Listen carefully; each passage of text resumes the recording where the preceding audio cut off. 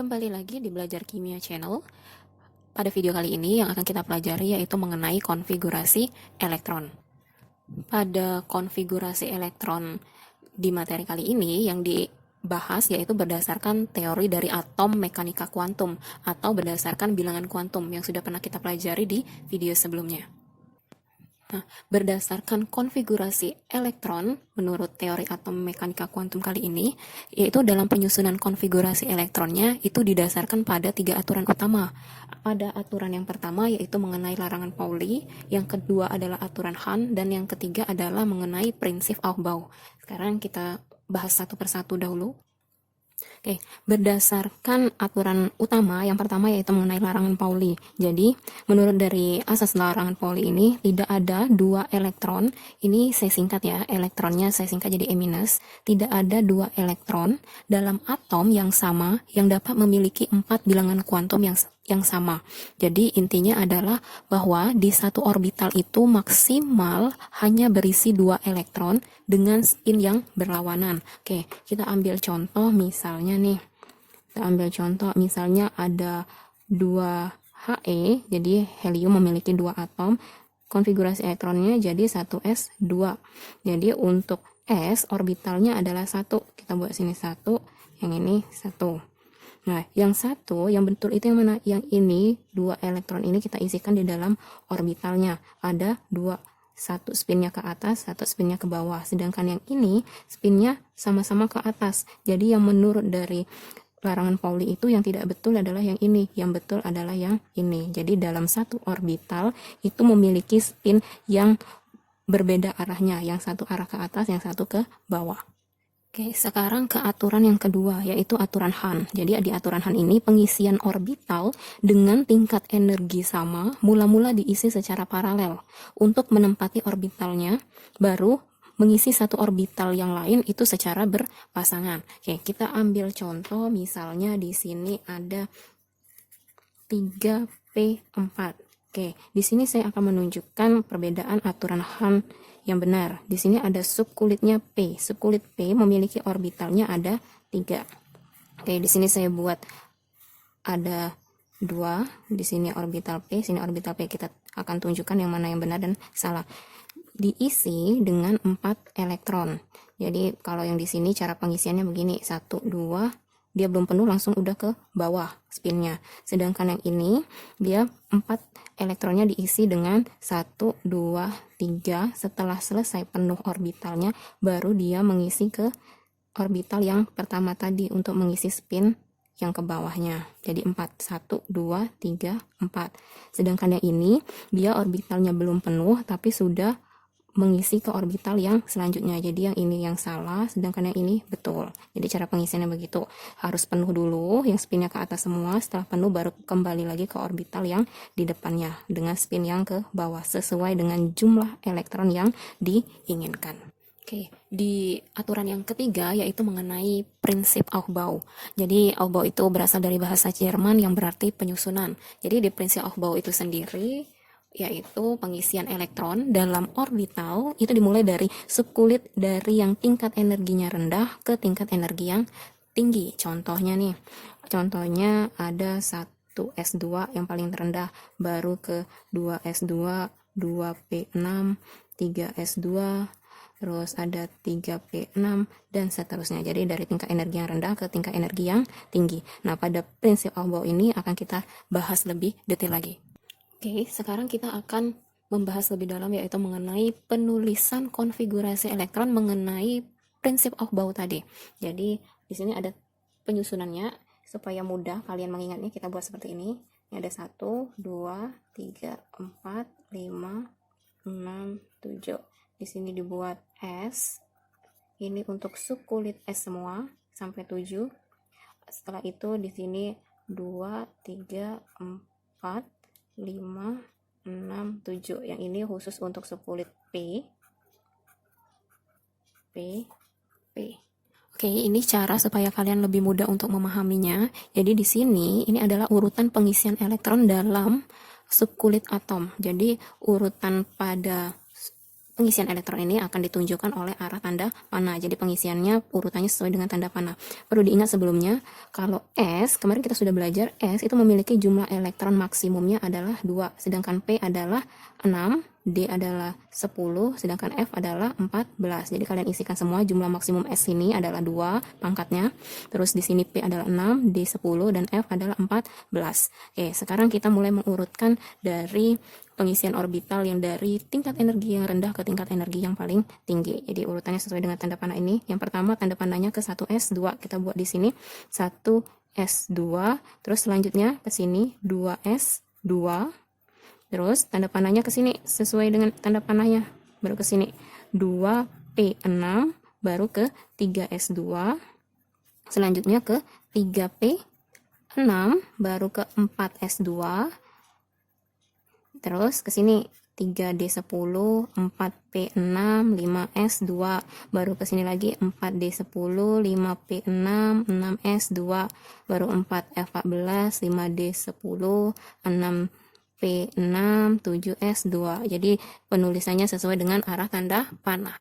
Oke, jadi ini sudah setelah dibuat, ini adalah urutan penyusunan elektron dari tingkat energi yang rendah ke tingkat energi yang tinggi. Ini sudah diurutkan sesuai dengan tadi caranya, sesuai dengan tanda panah yang ada. Nah, di sini saya buat lagi untuk lebih mengingatkan kalian, yaitu jumlah maksimum elektron pada setiap subkulitnya. Subkulit S itu maksimum elektronnya 2, P6, D10, F14. Jadi maksimum elektron itu yang ditulis yang ini, yang pangkat ini yang di atas. Ini diisikan dengan elektronnya masing-masing sesuai dengan subkulitnya. Oke, sekarang kita ke contoh soal yang pertama, yaitu yang ditanya adalah buatlah konfigurasi elektron dari atom berikut. Di sini ada unsur Na dengan nomor atomnya 11. Jadi di sini disuruh membuat konfigurasi elektronnya. Kita buat di sini sesuai dengan urutan penyusunan elektron dari yang terendah ke yang paling tinggi. Jadi 11 Na. Kita mulai dari yang di sini 1s2, baru ke yang sebelahnya 2s2, 2p6. Kita hitung dulu di sini atomnya berapa jumlah elektronnya. 2 tambah 2, 4 tambah 6 adalah 10. Sedangkan di sini kita membutuhkannya 11. Berarti yang ini tadi jumlah elektronnya sudah 10. Tinggal kurang 1. Habis 2P6 selanjutnya adalah 3S2. Berarti sini kita buat 3S. Kalau kita buat 3S2 berarti jumlahnya lebih 12. Sedangkan di sini 11. Jadi ini tadi kurangnya adalah 1. Coba kita cek, 2 tambah 2, 4, tambah 6 adalah 10, tambah 1 adalah 11. Pas, di sini nomor atomnya 11. Jadi gitu cara untuk membuat konfigurasi elektronnya. Oke, untuk contoh soal yang kedua yaitu ada 17Cl. Cl itu adalah klor. Sama, tentukan konfigurasi elektronnya. Kita mulai dari tingkat yang paling rendah yaitu 1S2, baru 2S2, 2P6, selanjutnya 3S2. Selanjutnya lagi ada 3P6. Sekarang kita hitung dulu jumlah elektronnya. 2 tambah 2, 4 tambah 6, 10 tambah 2, 12 tambah 6 adalah 18. Berarti kelebihan. Berarti yang ini kita ubah jadi 5. Pas, jadinya 17. Sekarang ke contoh soal ketiga. Oke, kita ke contoh soal yang ketiga, yaitu di sini ada 24 Cr. Sama, kita buat dulu konfigurasi elektronnya dari urutan yang paling rendah. Jadi sini ada 1S2, 2S2, 2P6, 3S2, terus selanjutnya ada 3P6, 4S2, baru ke 3D. Coba kita hitung dulu. 2 tambah 2, 4 tambah 6, 10, tambah 2 lagi 12, tambah 6, 18, tambah 2 lagi 20. Di sini ada 24, jadi sisanya adalah di sini 4. Gak masalah di sini 4 karena kan D maksimumnya adalah 10. Kalau maksimum berarti boleh kurang, tapi tidak boleh lebih. Jadi di sini kita buat D-nya bukan 10 tapi 4 supaya dia pas nomor atomnya 24. Oke, setelah kalian paham dalam penulisan konfigurasi elektron seperti ini, nah di sini ada cara mudahnya lagi supaya kita tidak usah menulis sepanjang ini. Jadi ada yang namanya cara penyingkatan konfigurasi elektron. Jadi kita harus ada penyingkatannya saja, tidak usah sampai sepanjang ini kita menulis. Bagaimana kalau misalnya nomor atomnya sampai 50-40, berarti akan panjang dari urutan penyusunan elektron yang ada. Nah, di sini kita akan bahas tentang cara penyingkatan konfigurasi elektron biar kalian lebih mudah paham. Oke, jadi di sini ada cara penyingkatan konfigurasi elektron. Jadi cara penyingkatannya kita menggunakan unsur gas mulia. Unsur gas mulia itu terdapat pada golongan 8A. Jadi unsurnya ada helium, neon, argon, krypton, xenon, dan radon. Ini harus kalian hafalin. Helium dia memiliki nomor atomnya 2, neon 10, argon 18, krypton 36, xenon 54, dan radon adalah 86. Jadi ini masing-masing akan kita buat supaya lebih kalian paham, kita buat konfigurasi elektronnya. Oke, kita buat dulu konfigurasi elektronnya, yaitu 2He berarti di sini 1s2, 10Ne berarti 1s2, 2s2, 2p, 6, pas 10, 2 tambah 2, 4 tambah 6, 10. Ini 18Ar, 1s2, 2s2, 2p, 6. Terus selanjutnya 3s2, terus 3p, 6, pas 18, dan selanjutnya kita terus. Oke, jadi di sini sudah dibuat yaitu urutan dari cara penyingkatan konfigurasi elektron. Kita langsung mengambil contoh yang tadi, kita coba singkat konfigurasi elektronnya. Misalnya di sini yang di soal yang pertama tadi ada 11Na dan urutannya ini kita singkatkan seperti ini. Di sini kan nomor atomnya adalah 11Na. Kita cari di unsur yang ini yang mana yang memiliki nomor atomnya mendekati dengan 11. 11 mendekati adalah si 10 ini. Berarti kita pakai si Ne. Kita lihat di sini konfigurasi elektronnya batas 2p6. Berarti ini bisa kita singkat batas 10. Yang ini bisa kita singkat. Jadi ini kita anggap sebagai 10Ne. Jadi penulisannya seperti ini. Jadi cara penyingkatannya seperti ini. Ini tadi kita singkat jadi 10Ne. Jadi sisanya adalah yang ini 3s1. Jadi tidak perlu panjang-panjang menulis ini lagi, tinggal tulis yang penyingkatannya aja bisa. Sekarang yang kedua nih, ada 17Cl. Yang paling mendekati dari 17Cl adalah kalau 18 kelebihan, berarti kita ngambil yang 10Ne. Berarti kita singkat yang ini kita singkat 10Ne. Jadi penulisannya adalah 10Ne. Sisanya yang ini kita tulis ke sini 3s2, 3p5.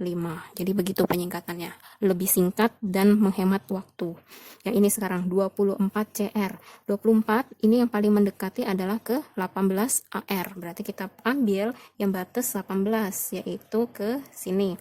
Ini adalah 18Ar. Cara penulisannya yaitu 18Ar. Sisanya yang ini tuliskan ke sini 4s2, 3d4. Jadi sama aja hitungannya. 18 ditambah 2 yaitu 20 ditambah 4 jadi 24 sama 24. Jadi gitu cara untuk penyingkatan konfigurasi elektron. Oke, kalau sekarang kalian sudah paham tentang cara penyingkatan konfigurasi elektron, itu lebih memudahkan kalian. Jadi tidak usah menulis sepanjang ini konfigurasi elektronnya, kalian cukup menuliskan penyingkatannya aja dari sini. Begitu. Oke, selanjutnya setelah penyingkatan konfigurasi elektron kita akan menentukan periode dan golongan menggunakan konfigurasi elektron yang ada ini. Oke, jadi di sini saya sudah membuat urutan cara untuk menentukan golongan dan periode supaya kalian mudah memahaminya. Jadi yang seperti kita tahu di sistem periodik itu terbagi menjadi dua. Ada yang golongan A atau sebagai golongan utama nama lainnya, dan golongan B yaitu disebut dengan golongan transisi. Jadi untuk menentukan golongan dan periode kita harus tahu dulu yang namanya elektron valensi. Elektrovalensi kemarin itu adalah kulit terakhirnya dari susunan konfigurasi elektron. Oke, jadi ciri-cirinya untuk dia yang berada pada golongan A atau golongan utama, dia memiliki subkulitnya adalah S dan P. Sedangkan di golongan B, dia memiliki subkulitnya S dan D. Oke, tidak usah bingung dengan urutan yang panjang ini. Kalian cukup fokuskan kepada yang ini, pangkatnya aja. Ini subkulit, sedangkan N di sini adalah N-nya adalah nomor. Kalau kita belajar kemarin tentang bilangan kuantum utama, nah N-nya ini adalah nomor kulitnya yang utama itu. Jadi kalian fokuskan aja ke subkulit dan pangkatnya ini atau jumlah elektronnya. Sini subkulitnya adalah S, masuk di sini subkulit S berarti dia golongan A. Yang di sini jumlah elektronnya atau pangkatnya ini 1, berarti sini kalian buat angka 1. Ingat, kalau penulisan golongan itu harus menggunakan angka Romawi. Dan di sini NS2, berarti di sini pangkatnya ada 2, berarti sini buat 2A. Di sini ada subkulitnya ada 2, kalau di sini 1, sini ada 2 subkulitnya, ada subkulit S dan subkulit P. Subkulit S dan P berarti dia menandakan golongan A, dan kita hitung pangkatnya. 2 ditambah 1, 3, berarti di sini termasuk di golongan 3. 2 tambah 2, 4A, 2 ditambah 3, 5A, 2 tambah 4, 6A, 2 tambah 5, 7A, 2 tambah 6 adalah 8A. Jadi ingat, kalau subkulit S dan P dia menunjukkan golongan A dan dihitung pangkatnya. 2 tambah 4 adalah 6.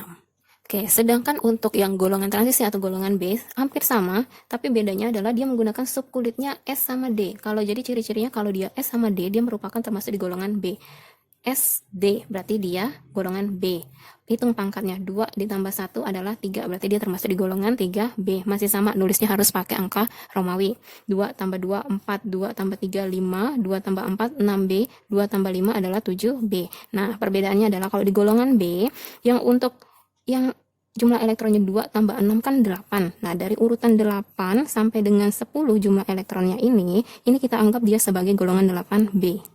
Tuh, selanjutnya 2 tambah 9, 11. Nah, kita anggap dia termasuk di golongan 1B. 2 tambah 10, 12. Kita anggap dia termasuk di golongan 2B. Nah, ini perlu kalian pahami. Oke, kita langsung ke pengaplikasian soal untuk menentukan golongan dan periode. Masih sama, kita menggunakan contoh soal yang tadi.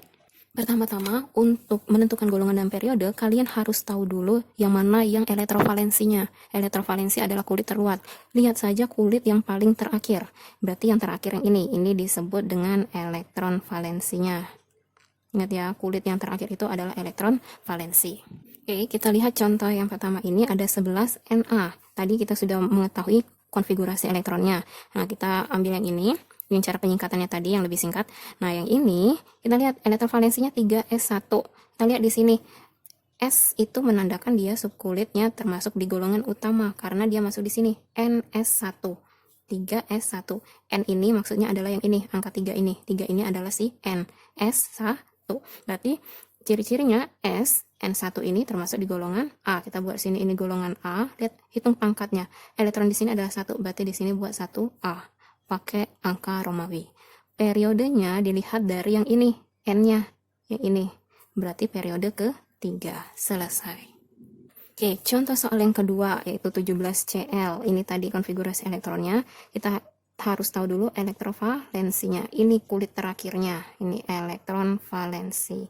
Setelah selesai tahu elektrovalensinya, baru kita bisa tentuin golongan dan periodenya. Oke, kita lihat ciri-cirinya. Di elektrovalensinya dia memiliki subkulitnya S dan P. S sama P berarti golongan A. Kita hitung jumlah elektronnya. 2 ditambah 5 berarti 7. Kita cek ya, sama tidak. Di NS ada 2 sama 5 angkanya di sini. Berarti NS2, NP 5, 7, A sama. Sekarang periodenya. Periodenya diambil dari angka yang depan, yaitu 3. Jadi periodenya ini diambil dari nilai N-nya paling tinggi. Berhubung di sini kan ada 2 subkulit, ada 3S sama 3P. Berhubung ini sama jumlah N-nya, yaitu sama-sama 3, jadi tinggal 3 aja. Tapi kalau misalnya berbeda, ada yang 4, ada yang 3, ambil yang paling tinggi. Itu untuk menentukan periodenya. Oke, sekarang ke contoh soal yang ketiga, yaitu 24Cr. Kita tentuin dulu elektrovalensi kulit terakhirnya ini. Ini kan ini elektron valensinya. Pokoknya elektrovalensi itu ambil aja yang kulit yang paling terakhir, biasanya 2 atau 1 sesuai dengan kayak ini. Oke, setelah dapat elektrovalensinya baru kita bisa menentukan golongan dan periode. Oke, di sini kita lihat subkulit di elektrovalensinya ada S dan D. S dan D dia berarti menunjukkan di golongan B. Kita buat di sini golongan B. Terus pangkatnya kita hitung 2 ditambah 4 adalah 6, berarti dia termasuk di golongan 6B. Kita lihat di sini S2 D4 berarti di 6B. Periodenya. Nah, kalau di sini periodenya dia angkanya berbeda. Sini 4S sama 3D. Yang diambil yang mana? Yang diambil adalah yang N-nya paling besar. Berarti yang paling besar adalah si 4. Berarti di sini periode ke-4. Selesai. Ya, jadi itu dia pembelajaran kita hari ini, yaitu sudah membahas tentang larangan Pauli, aturan Ham, dan prinsip Aufbau untuk menentukan konfigurasi elektron, penyingkatan konfigurasi elektron, menentukan golongan, dan menentukan periode. Oke, sekian pembelajaran pada pembelajaran kali ini. Semoga bisa bermanfaat buat kalian, dan jangan lupa untuk selalu latihan soal di rumah supaya belajar kita lebih maksimal. Oke, jangan lupa untuk like, subscribe, dan komen video ini. Terima kasih.